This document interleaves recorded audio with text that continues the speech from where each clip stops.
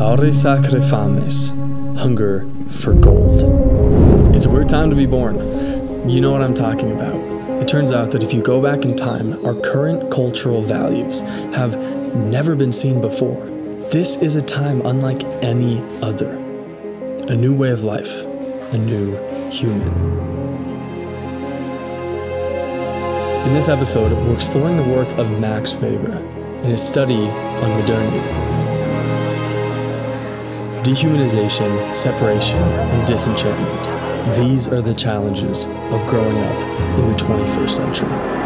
It's what's given us our ethics, our values, our mindset. One might even say our state of mind.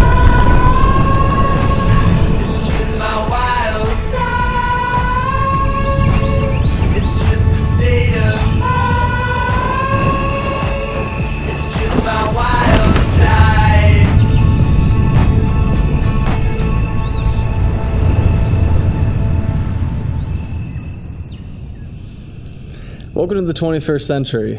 It's a weird place. The more you start to actually take a step back and analyze it, the more you realize just how bizarre of a time period this is for our species.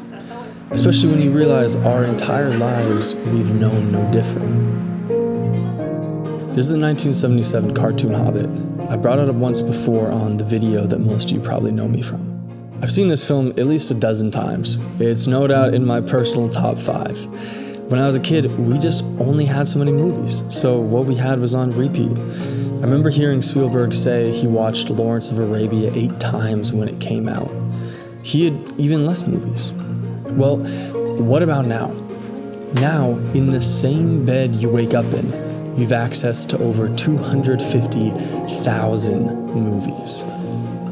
By the end of the 1800s, Max Weber imagined a society of such technological progress that no one thing could endure long enough for you to form a connection. A world that changes so fast that we can't even find pieces of ourselves within it before having changed again.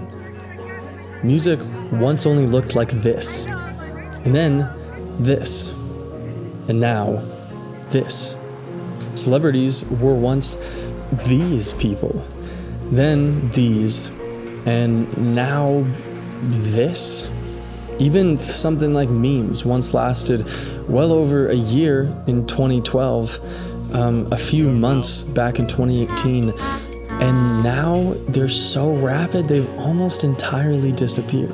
It might not sound that bad, but imagine if we went through our entire lives connecting with so little, simply because nothing ever stayed around long enough for us to do so.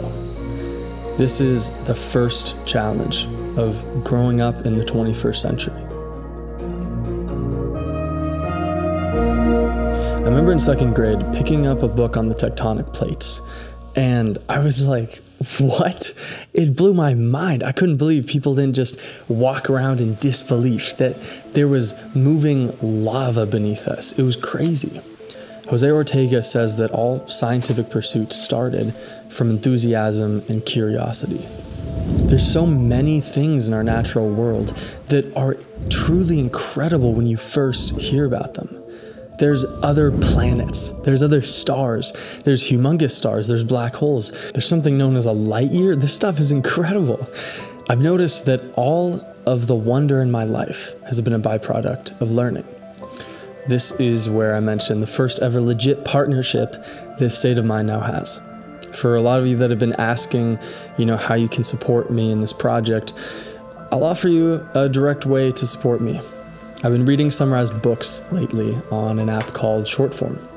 A week ago, my cousin recommended that I read the book Shoe Dog. And since I didn't want to go out and buy the book or find it myself, I found it on Shortform. And half an hour later, I could legitimately talk with him about the book. It's a powerful resource for learning.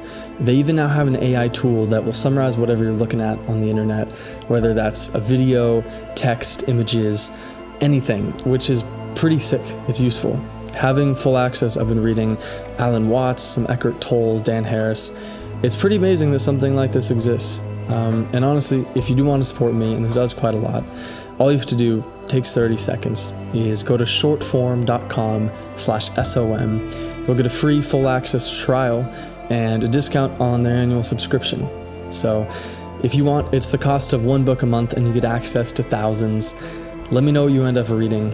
I genuinely think that this is a valuable resource. It almost sounds too obvious to say, but reading has legitimately done more for me than anything else has.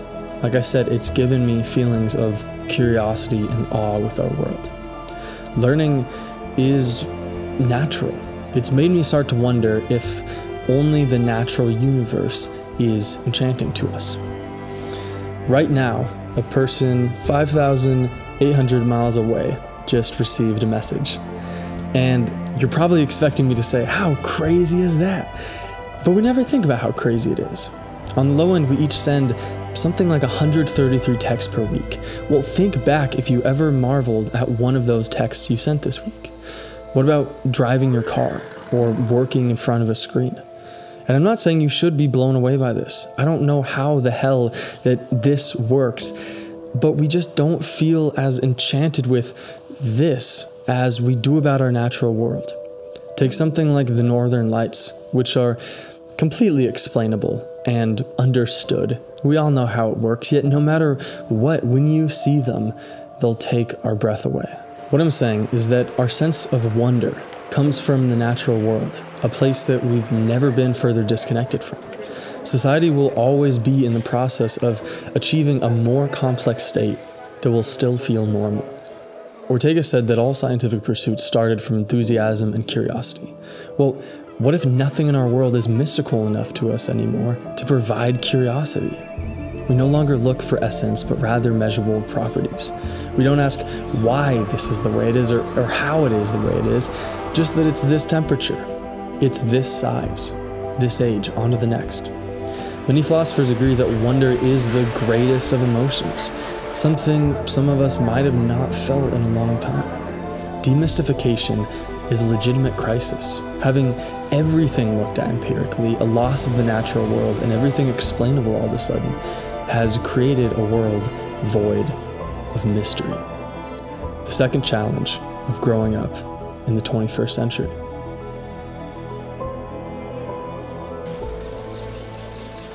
In this village I've been living in, everyone knows everyone. I remember asking a waitress if she knew of John Freddy, and she said, "¿Cuál? Hay cinco John Freddys que viven aquí." This is part of what Max Weber called Gemeinschaft, a society small enough to be unified by the same knowledge, the same virtues, same cultural values. Every person here is a person. You never want to be rude to someone because they really feel like a complex individual. Contrast that to how in America you might treat the person taking tickets at the DMV. They're like not even a real person, and you might as well not be one either. We've effectively dehumanized the stranger. But unfortunately, we've actually done a whole lot more than that. Every single job is categorized by two things: hours and money. Things need to be done to maximize numbers and complete tasks.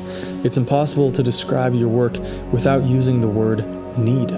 I need to send off these emails, and I'll need to meet with Trisha on Friday. Yeah, what else do you need from me? In terms of efficiency, this is great. You complete as many tasks as you can in the shortest time possible. But the problem is when we try to measure our inner life. A sense of connection, love, satisfaction, interest, wisdom. We can't. Any measurement just never does it quite right. In our inner lives, nothing is ever really complete, and we don't use the word need. It's almost impossible to try and rationalize our inner world to other people if it means that achieving things out there in the real world takes the backseat. Living has become mechanized. Motivation to work was once subjective. It related to who you were. Now it's exclusively rooted in rational calculations, as work somehow became the end goal in itself. We've dehumanized organic experiences, making everything rational and measurable in spite of this framework, just failing to work when it comes to what's actually most important. This is the third challenge of growing up in the 21st century. I remember being in my last year of high school. and careers become what everyone talks about. I remember my neighbor came over and she said that she'd be an anesthesiologist. My friend told me he'd become an ophthalmologist. My other friend legit said he'd become a brain surgeon. And the majority of my other friends would become, engineers or electricians.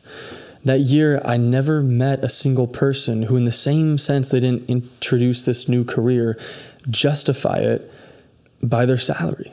It's easy for people to say they don't care about having money and that money can't buy happiness, but that's really not true. Being wealthy is definitely a big aspect of it. To save a lot of money. Money, earning money. It's very important to be rich.